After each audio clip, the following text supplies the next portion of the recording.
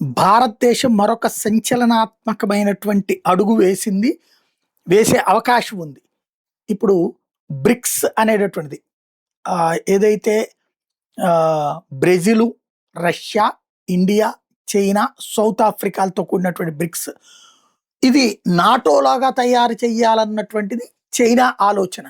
దాంతో పాటుగా డాలర్‌ని పక్కన పెట్టేసి బ్రిక్స్ కరెన్సీ తెద్దామన్నది చైనా ఆలోచన.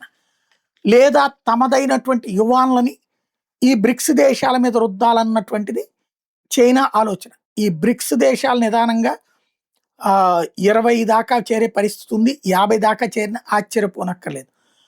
ఇలాగ మళ్ళీ చైనా చేతికి ఆధిపత్యం ఇవ్వడానికి అంగీకరించక ఇండియా అడ్డుకుంటూ ఉండటం వల్ల రూబెల్స్‌లోనో లేకపోతే యువాన్స్‌లోనో కార్యకలాపాలు సాగాలి, లేదా బ్రిక్స్ కరెన్సీ అన్నదాన్ని భారత్ అడ్డుకుంటా వచ్చింది.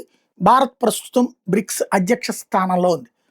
అయితే రాబోయే రోజుల్లో టర్కీ, పాకిస్తాన్‌లని బ్రిక్స్‌లో చేర్చుకునే దిశగా అడుగులు పడుతున్నాయి.